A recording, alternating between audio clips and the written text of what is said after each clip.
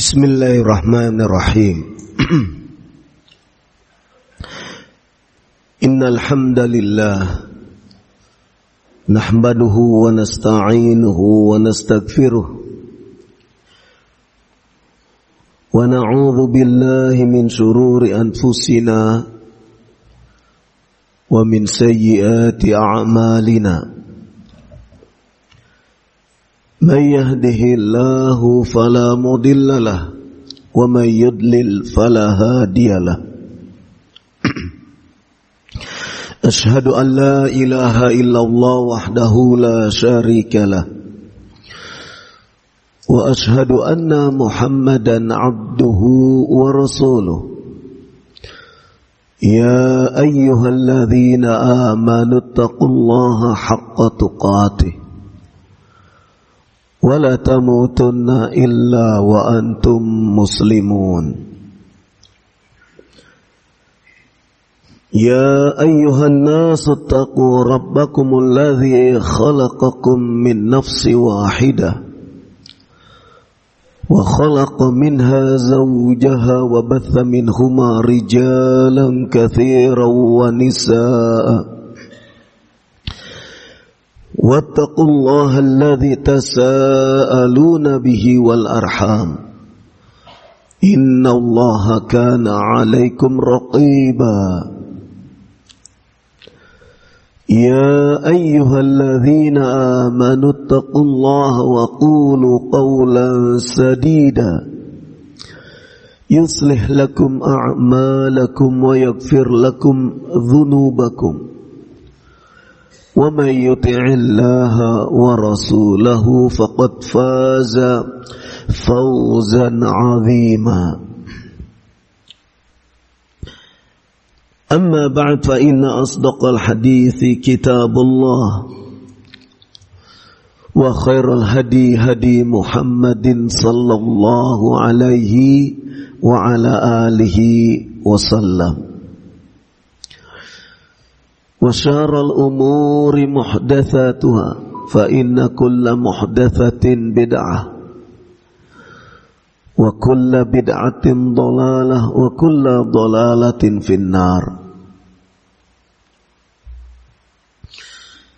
Alhamdulillah, senantiasa kita panjatkan syukur kepada Allah Subhanahu wa ta'ala, bersyukur atas limpahan nikmat yang tiada terhingga.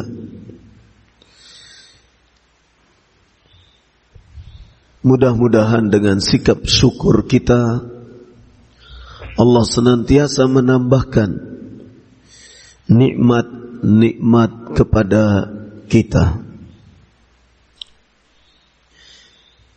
Pagi hari ini panitia menyodorkan tema ketika anak menolak nasihat. Nasihat adalah satu bentuk amal kebaikan, termasuk di dalam sabda Nabi sallallahu alaihi wa ala alihi wasallam, "Man kana yu'minu billahi wal yaumil akhir falyaqul khairan aw liyasmut." Barang siapa yang beriman kepada Allah dan hari akhir, falyaqul khairan, maka ucapkanlah perkataan yang baik. Nasihat masuk dalam kategori ucapan yang baik. Dan ketika nasihat itu disampaikan, orang yang menyampaikan nasihat itu adalah orang yang menyampaikan ucapan yang baik. Terlepas daripada nasihat itu bisa jadi dilakukan dengan cara yang kurang bijak, atau nasihat itu disampaikan dalam situasi yang kurang tepat, atau nasihat itu sangat sedikit atau kurang. Namun terlepas dari itu semua, siapapun orangnya, apalagi ia adalah hamba Allah subhanahu wa ta'ala yang beriman, orang-orang yang beriman menyampaikan nasihat adalah perkara yang masyru', sesuatu yang disyariatkan. Karenanya menyampaikan nasihat adalah merupakan bagian dari upaya melaksanakan apa yang disebutkan oleh Nabi sallallahu alaihi wa ala alihi wasallam, yaitu perintah untuk mengucapkan perkataan yang baik. Maka nasihat telah menjadi tradisi bagi kalangan orang-orang yang beriman. Para sahabat Rasulullah sallallahu alaihi wa ala alihi wasallam, ketika mereka hendak berpisah, maka mereka mengingatkan untuk diantaranya untuk senantiasa saling menasehati untuk menetapi kebenaran, saling menasehati untuk saling bersabar. Kemudian dibacakanlah ayat wal asri innal insana lafi khusr illa alladzina amanu wa amilus salihati wa tawasaw bil haqqi wa tawasaw bis sabr. Demi masa, sesungguhnya manusia benar-benar dalam keadaan merugi, kecuali orang yang beriman, yang beramal soleh, dan saling menasehati untuk menetapi kebenaran dan untuk menetapi kesabaran. Syahid daripada ayat ini atau surah ini yaitu penggalan ayat wa tawasaw bil haqqi wa tawasaw bis sabr. Saling menasehati untuk menetapi kebenaran dan saling menasehati untuk tetap di dalam menunaikan kesabaran. Nasihat pada intinya berisi sesuatu yang baik, meskipun bisa saja dipersepsikan, diterima secara salah oleh orang yang menerima nasihat itu. Namanya manusia kadang tidak mau untuk dikritik misalnya. Padahal kritik yang baik, kritik yang membangun, kritik yang memberikan solusi, jalan keluar, itu merupakan bahagian daripada nasihat. Selama kritik itu ditunaikan dengan penuh bijak. Maka sebagai orang tua memiliki kewajiban untuk menasehati orang-orang yang menjadi tanggung jawabnya. Dalam hal ini istri, kalau dia seorang suami, maka istri menjadi tanggung jawabnya. Kalau ia seorang ayah, maka anak-anaknya adalah orang-orang yang di bawah tanggung jawabnya.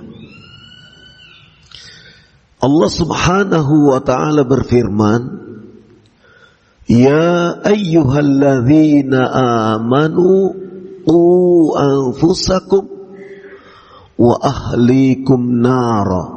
Al-ayah. Wahai orang-orang yang beriman, jagalah diri kalian dan keluarga kalian dari siksa api neraka. Yang dimaksud menjaga, perintah untuk menjaga diri kalian, menjaga keluarga kalian dari siksa api neraka, yaitu mengajarkan tentang adab, kemudian menanamkan tentang perilaku akhlak yang baik.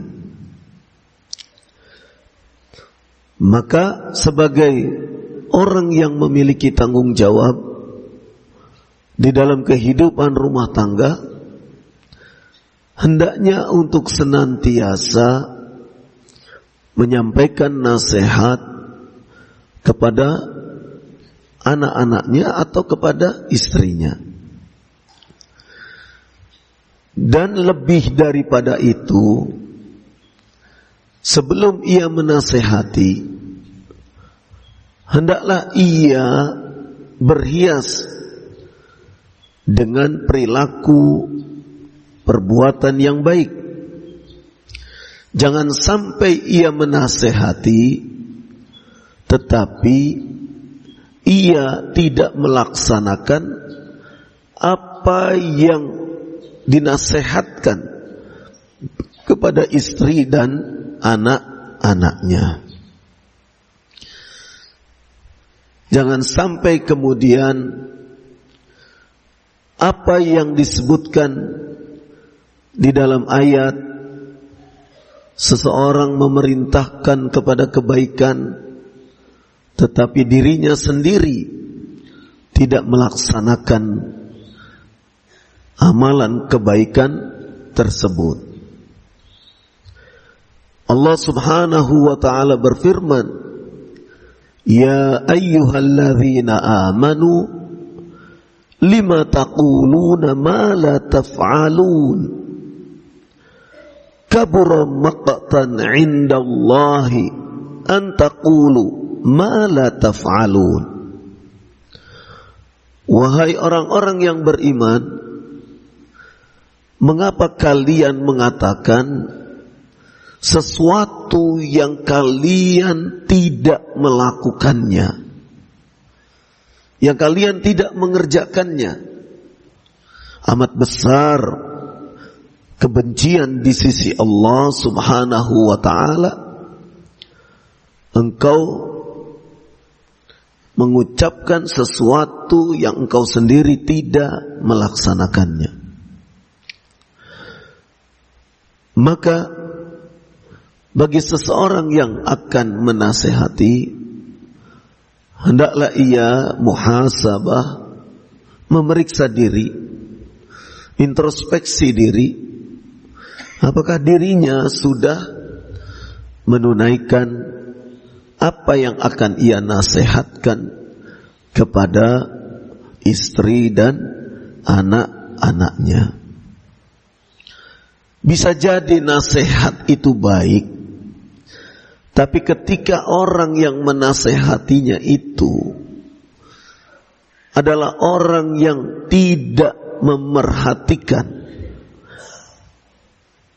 tidak melaksanakan, tidak memberikan perhatian untuk melaksanakan apa yang ia nasihatkan kepada orang lain, maka mungkin saja terjadi orang akan mengolok-olok, orang akan kemudian merendahkannya, orang akan mengatakan menasehati saja tetapi tidak melakukannya, tidak mengamalkannya. Nah, jangan sampai orang yang menasehati kemudian jatuh kehormatannya disebabkan dirinya belum bisa mengamalkan apa yang dinasehatkan. Namun sekali lagi, apapun bentuk nasihat, selama itu tidak keluar dari jalur yang disyariatkan, hendaklah diterima dengan baik. Namun yang perlu diperhatikan, ketika seseorang menunaikan atau melaksanakan atau menasehati anak misalkan, yang perlu diperhatikan adalah isi daripada nasihat tersebut. Isi daripada nasihat itu adalah sesuatu yang memberikan faidah, manfaat bagi anak kita yang kita nasihati. Kemudian saat menyampaikan nasihat, pergunakan kata-kata yang sekiranya bisa menyentuh hati dari anak kita. Misal kalau anak kita nasihati dengan suara yang keras, misalnya ia tidak suka, maka sampaikan nasihat itu dengan cara yang lembut. Jadi cara menyampaikan nasihat itu bisa menjadi sebab tersampaikannya nasihat itu dengan baik. Kemudian perhatikan pula situasi, kondisi. Jangan sampai kita menyampaikan nasihat di tengah, misalnya di tengah keramaian, walaupun itu nasihat untuk anak kita, tetapi anak kita pun perlu dijaga kehormatannya, perlu dijaga marwahnya, harga dirinya. Jangan sampai kemudian dengan sebab kita menyampaikan nasihat, anak kemudian merasa dijatuhkan harga dirinya.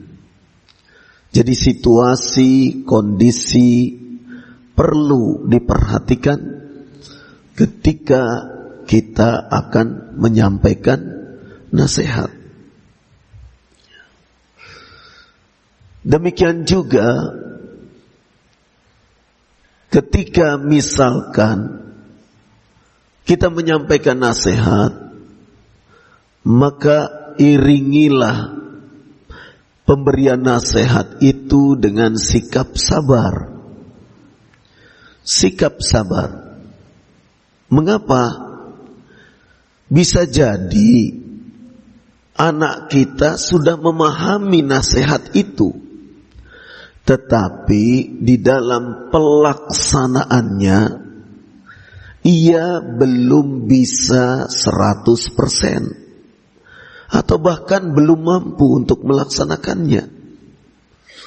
Maka bimbinglah ia, tuntunlah anak kita tersebut agar ia bisa mengamalkan nasihat yang kita sampaikan. Disinilah pentingnya aspek kesabaran ketika seseorang menyampaikan nasihat kepada anak-anaknya. Karena tidak semua orang bisa secara instan otomatis untuk kemudian ia melaksanakan nasihat itu. Tidak secara instan, tidak semua orang.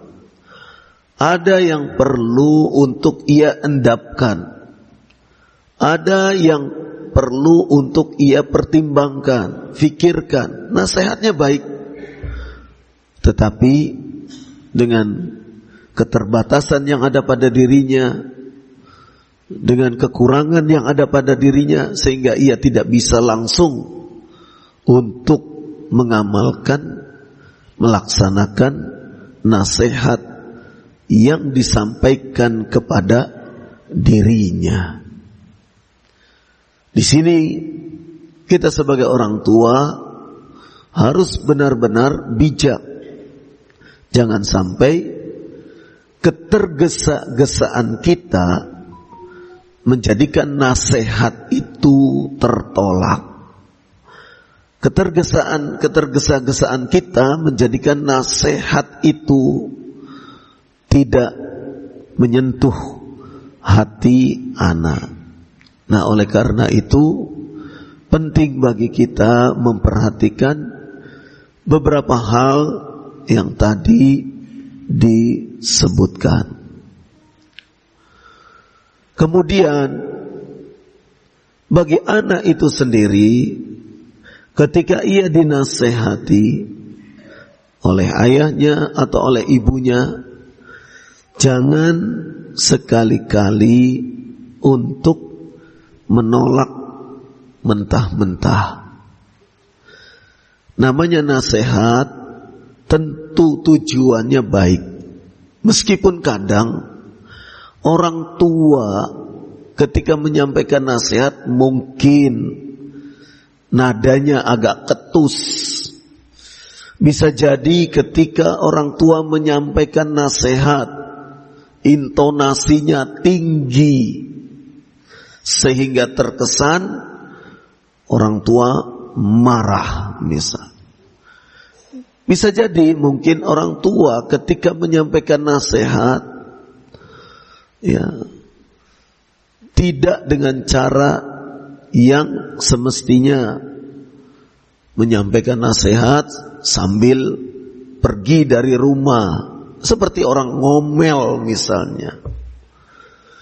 Ya, fahamilah apa yang terlontar dari lisan orang tua, selama itu adalah kebaikan, selama itu mengandung bimbingan, selama itu memiliki nilai irsyad wal bayan, sebagai bentuk bimbingan dan penjelasan, maka terimalah. Walaupun mungkin keadaan diri seorang anak belum bisa menerima cara orang tua menasehati dirinya. Tangkaplah isi konten nasihat itu. Adapun mungkin caranya orang tua ketika menyampaikan nasihat itu kurang berkenan, ya dimaafkanlah.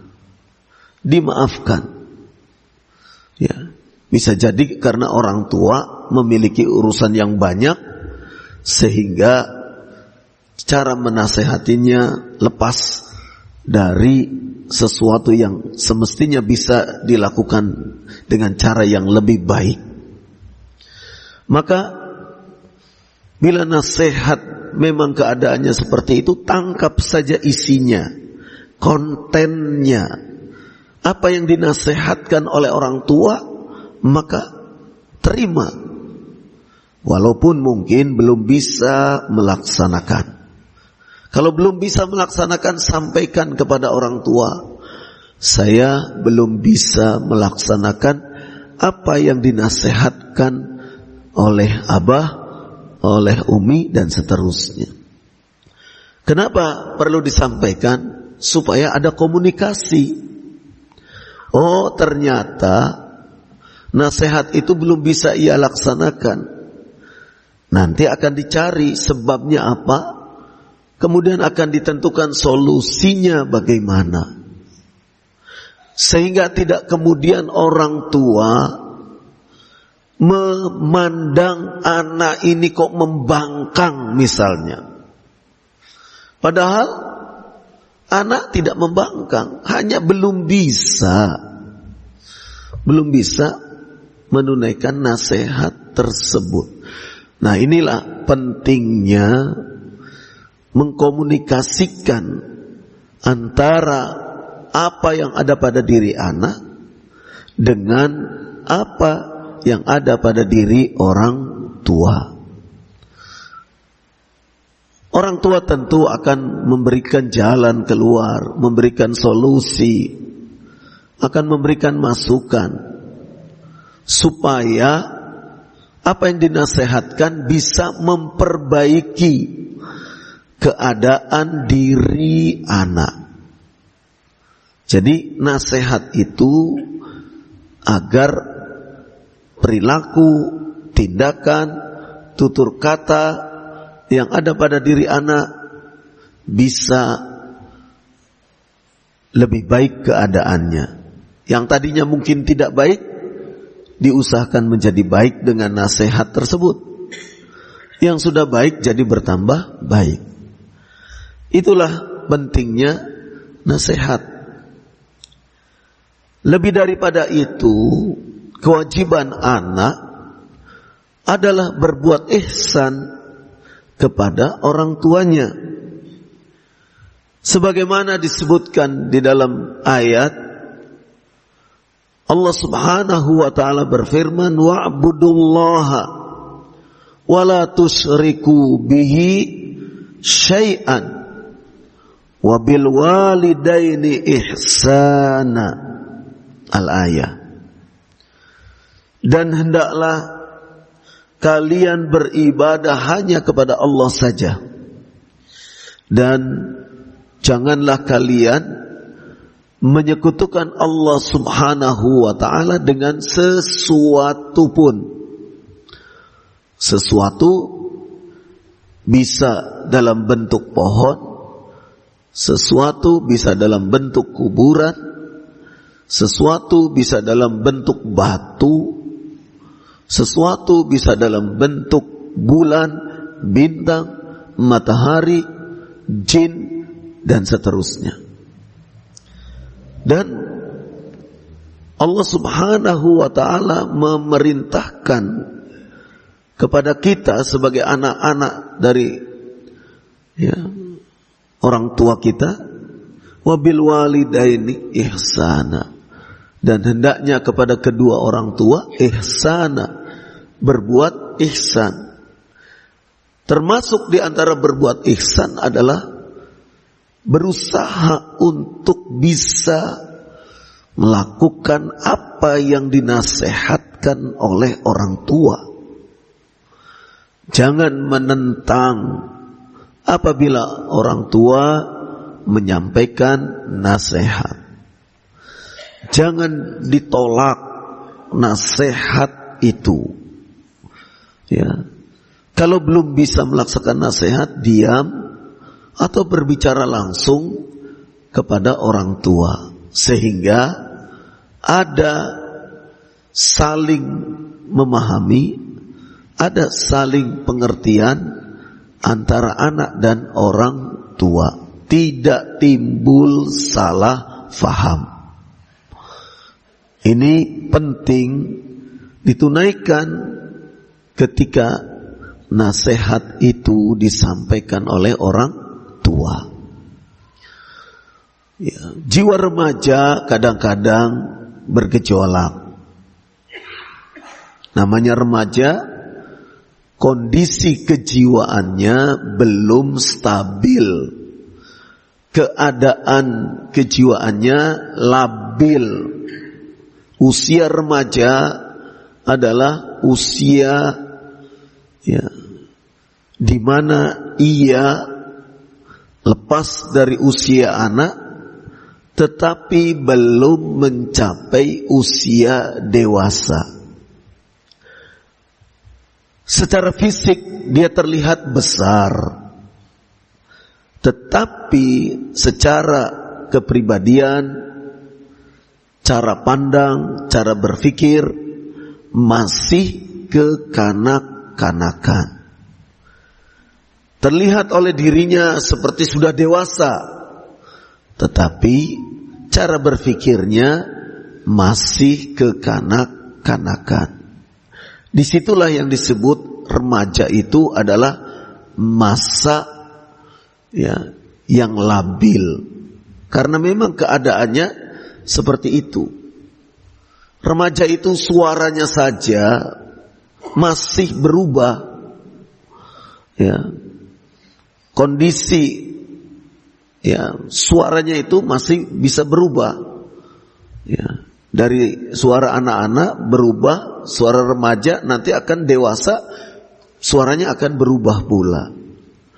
Dari sisi suara saja masih belum mapan. Nah, kondisi-kondisi kejiwaan yang seperti itu kadang-kadang ketika menerima nasihat, banyak anak remaja yang tidak memperhatikan secara baik. Dinasehati, kesannya itu digurui, harga dirinya merasa direndahkan. Intinya dia terkesan, apa itu nasihat? Ada kesan enggan untuk menerima. Nah, yang seperti ini tentu akan bertentangan dengan apa yang telah Allah Subhanahu wa ta'ala sebutkan di dalam ayat. Wabil walidaini ihsana, dan kepada kedua orang tua hendaknya berbuat ihsan. Termasuk diantaranya berbuat ihsan, menerima nasihat itu secara baik. Karena apa? Karena orang tua menyampaikan nasihat tentu ada harapan. Nah, coba dikomunikasikan apa yang diinginkan oleh orang tua, apakah kira-kira bisa dilakukan oleh anaknya yang sedang tumbuh menuju remaja misalkan. Kadang-kadang ketika usia remaja itu karena belum stabil, kesannya nasihat itu sesuatu yang menggurui. Nah, kenapa dikatakan menggurui? Karena itu tadi, jiwa remaja menganggap dirinya sudah seperti orang dewasa. Padahal ia baru lepas dari masa anak-anak. Baru lepas dari masa anak-anak. Cara berpikirnya pun belum berpikir dewasa. Cara pandangnya juga belum kokoh, belum mapan. Sehingga anak-anak remaja sangat memerlukan sekali nasihat. Tidak hanya dari orang tuanya, tetapi dari orang-orang sekitarnya. Apakah itu ustadznya, apakah itu gurunya, apakah itu temannya. Di masa remaja penting sekali mendapatkan bimbingan. Jangan sampai kemudian masa remaja menjadi masa pembangkangan. Na'udzubillah. Jangan sampai. Masa urakan, kata orang. Masa urakan. Ya. Jadi kalau kita mempelajari fenomena sosial yang ada, anak-anak pang, ya, yang hidupnya di jalan-jalan, nyegat mobil, nyegat truk, dan seterusnya.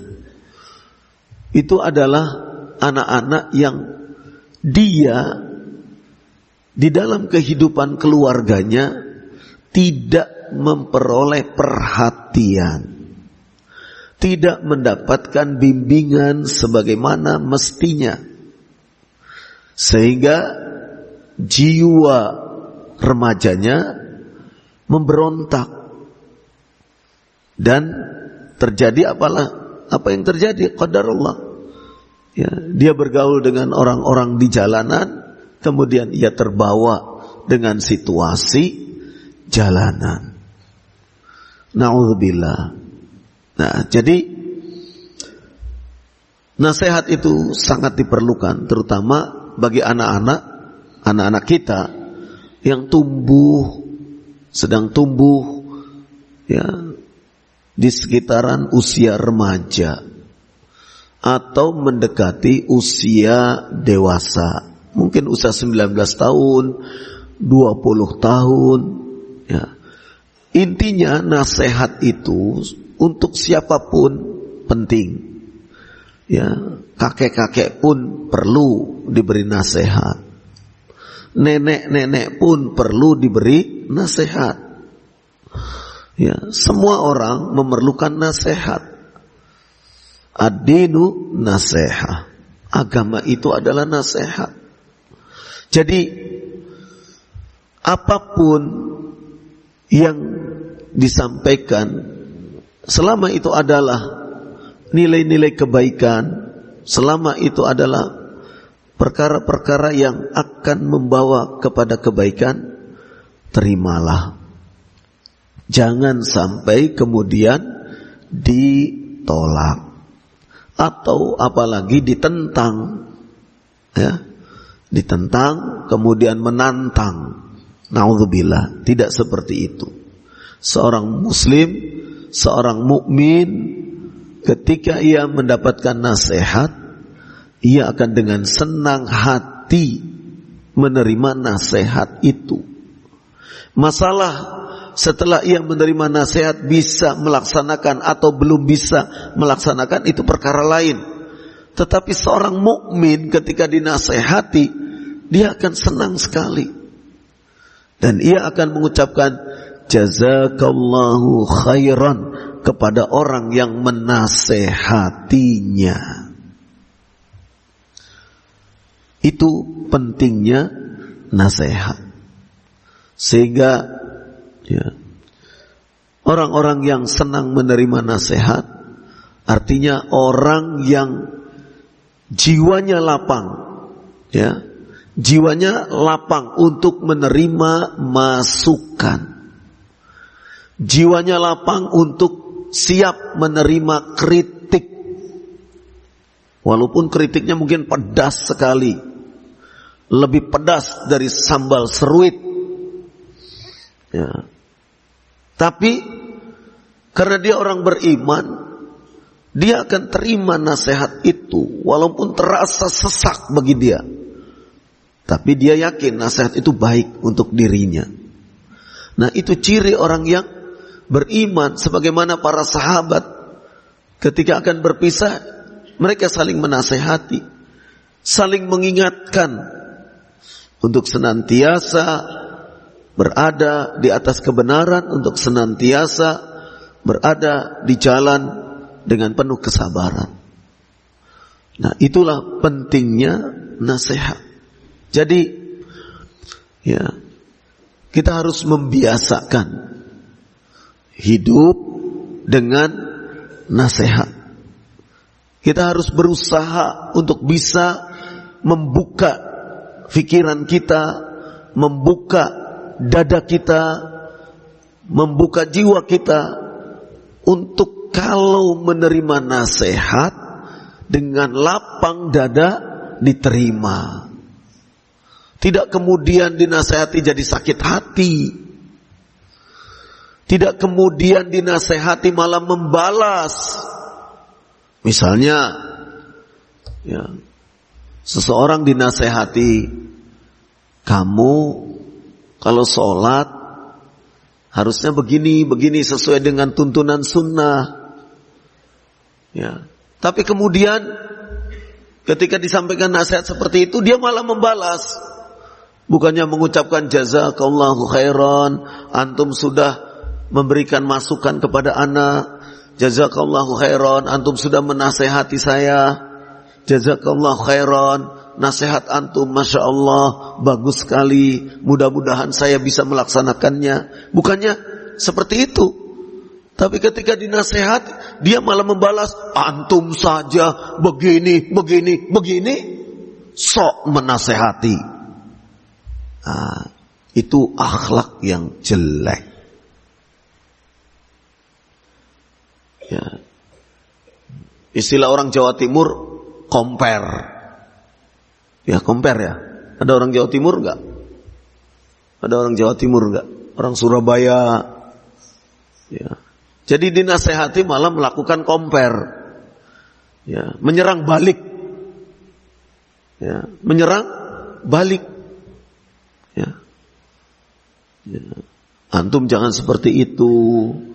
Ya, nanti akan bisa begini. Ya. Terus malah membalas dengan menyerang balik.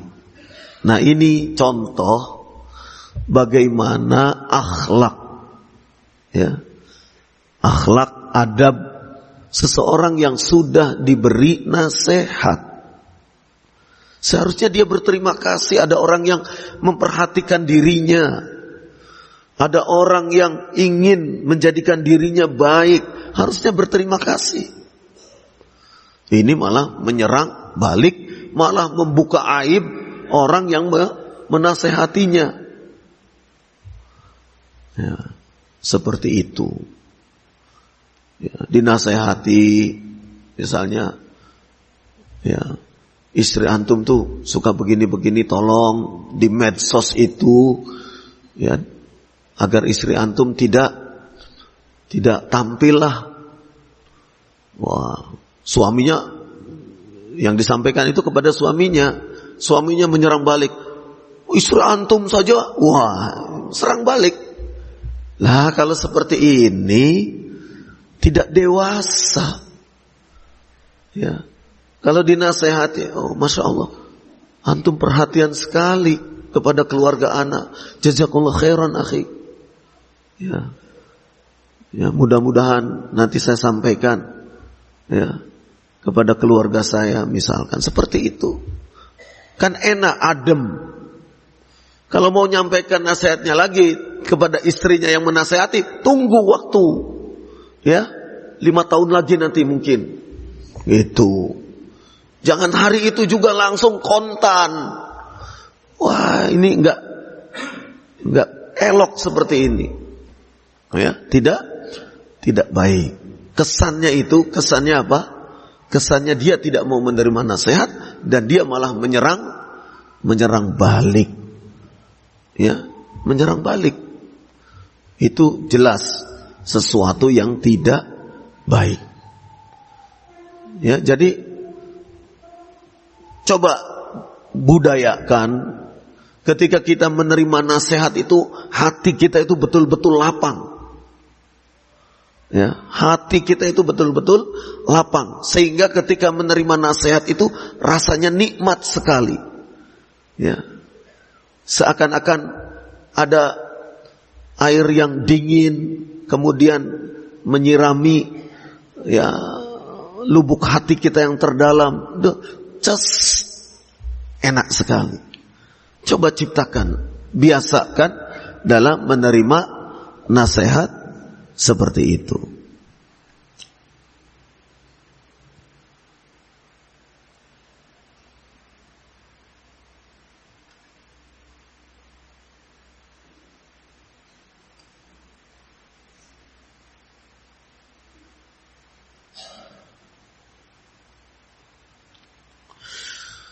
Ya, jadi ini sedang menyampaikan nasihat, ada yang minta nasihat. Ya. Pertanyaan, ya sudah waktunya. Mohon nasihatnya. Ya, sudah disampaikan tadi kan? Selesai, satu jawaban.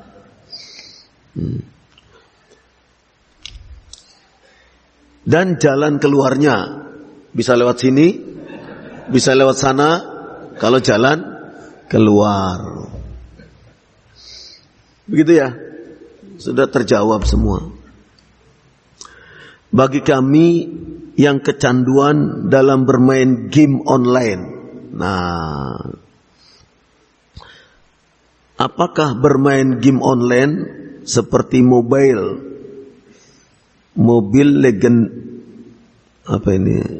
legenda hukumnya sudah sampai pada tingkat haram atau hanya sebatas makruh dan lahun? Ya, kalau sampai game itu sampai misalnya tidak melaksanakan kewajiban sholat misalnya ditinggalkan, ya jatuh haram. Ya, perbuatan itu bisa jatuh kepada perbuatan haram. Tapi setidak-tidaknya melakukan kecanduan game online itu telah memakan waktu. Ya. Telah membuang-buang waktu. Yang waktu itu seharusnya digunakan untuk sesuatu yang bermanfaat. Ya, kalau sampai tingkat kecanduan, pasti malam jarang tidur. Karena nge-game terus. Ya, pasti. Ya. Saya sendiri belum pernah nge-game. Tapi kalau orang sudah kecanduan, pasti dia tidak akan mengenal pilih-pilih waktu, tidak. Apalagi malam, umumnya orang-orang tidak ada aktivitas kecuali apa? Ya, kecuali nge-game. Nah, berbahaya seperti itu. Ya. Bisa sholat subuhnya nanti lewat. Dan lebih daripada itu, sepertiga akhir malam yang seharusnya berusaha untuk mendekatkan diri kepada Allah Subhanahu wa taala, banyak berdoa, menunaikan salat malam, akhirnya luput. Ya, karena main game online. Yang game online itu sendiri tidak membawa manfaat. Ya, mengganggu ritme yang seharusnya istirahat. Jadi upayakan kalau bisa sekaligus menghentikan melakukan bermain game online, kalau bisa sekaligus bagus. Tapi kalau misalnya berat, ya sedikit demi sedikit batasi.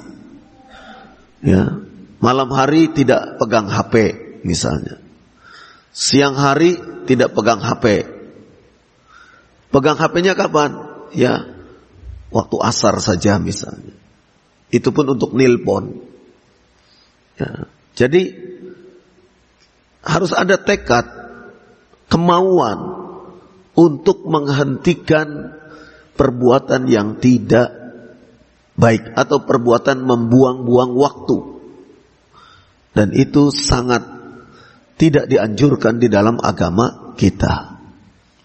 Karena itu manfaatkan waktu sebaik-baiknya.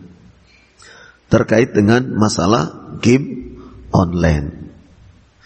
Ya, jangan sampai nanti namanya syaitan terus